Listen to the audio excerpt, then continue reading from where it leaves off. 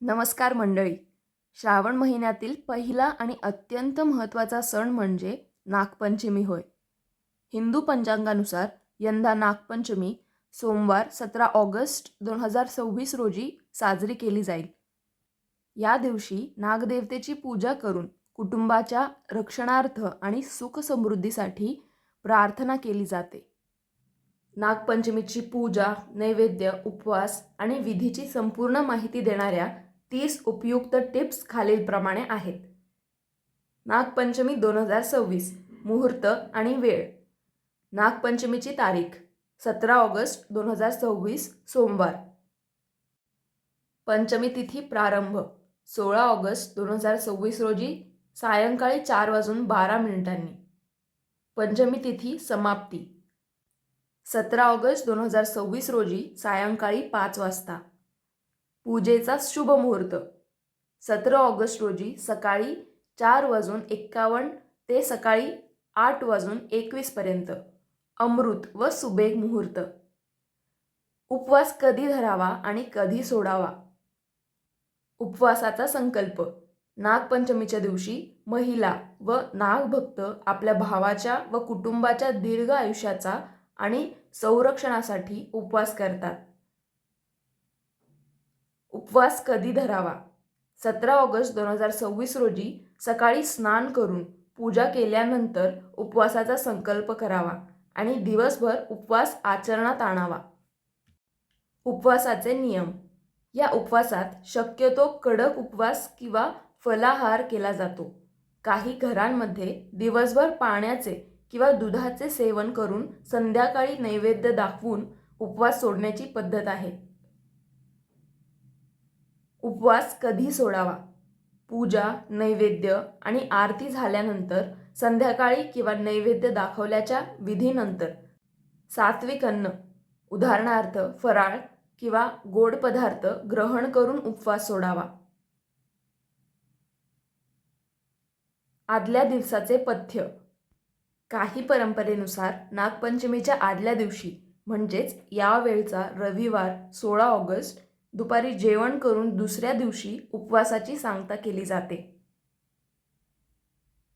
नैवेद्य काय करावा. दुधाचा नैवेद्य.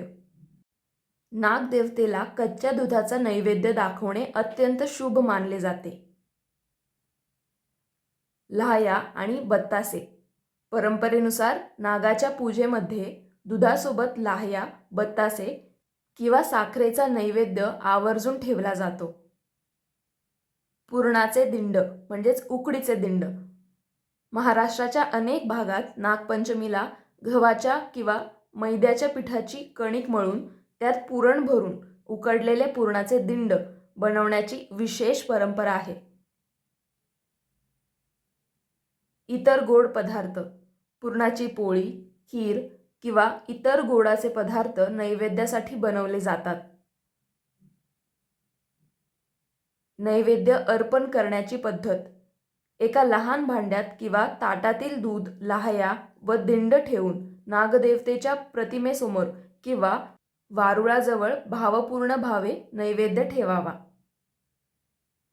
पूजा कोणी करावी आणि कोणी करू नये. पूजा कोणी करावी. नागपंचमीची पूजा घरातील महिला, कन्या आणि सर्व कुटुंबीय करू शकतात. विशेषतः स्त्रिया आपल्या भावाच्या कल्याणासाठी हा सोहळा साजरा करतात. कालसर्पदोष असणाऱ्यांनी. ज्यांच्या कुंडलीत कालसर्पदोष किंवा राहू केतूची पीडा आहे त्यांनी या दिवशी शिव मंदिर किंवा नाग मंदिरात जाऊन विशेष पूजा करावी. पूजा कोणी करू नये. पूजेबाबत कोणतेही विशिष्ट निर्बंध नसतात. मात्र विधी करताना शुद्धता आणि नियम पाळणे आवश्यक असते. प्रत्यक्ष जिवंत सापांची पूजा करण्याऐवजी प्रतिमेची किंवा मूर्तीची पूजा करणे सर्वांसाठी उत्तम व सुरक्षित ठरते. संपूर्ण पूजा विधी आणि मांडणी. घराची स्वच्छता.